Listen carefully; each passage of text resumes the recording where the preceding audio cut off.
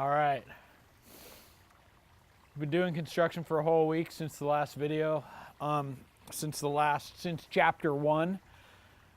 So it's been going really well. We finished the demo this week. The demo's just a nightmare in these old plaster houses. It went on and on and on and on. The last piece of the wall came down. And what I really like about this is it's when it transitions from a nightmare into like building. And it's just horrible to live inside a construction site. You know, one day maybe we'll have enough money to kind of just hire somebody to, you know, fix the whole house and leave for Europe and then come back and it'll all be done. But that's definitely not the case right now. The situation now is that we are living right inside an entire construction zone. You have to shake out the sheets at night to get all the plaster dust out of there. Plaster dust just goes everywhere,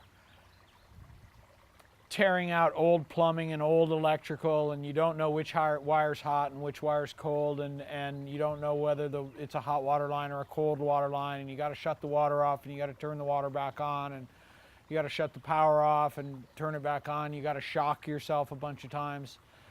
And then, you know, and you're in the middle of this thing and you're thinking, it's never going to end.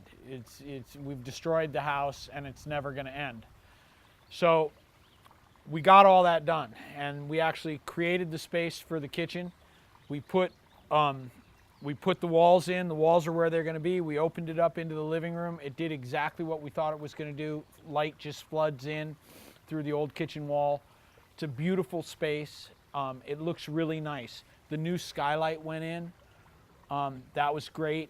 Arturo cut a hole in the roof. It rained the very next day. It poured rain and it didn't leak one bit. So we tested that. And then the wiring went in. I woke up one morning. I took one full day off. I took a rest.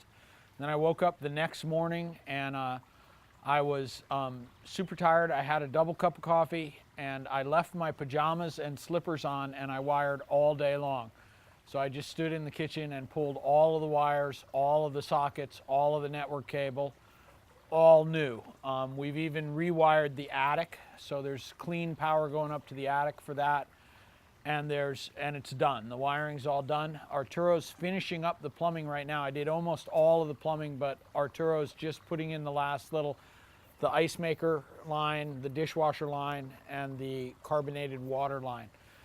So he's wrapping that up right now, and we're going to start hanging drywall today. We went down to Dixie Line at 7 o'clock this morning, and we picked up all of the drywall, and we hope to have we hope to rock the entire kitchen and have the first coat of mud up today.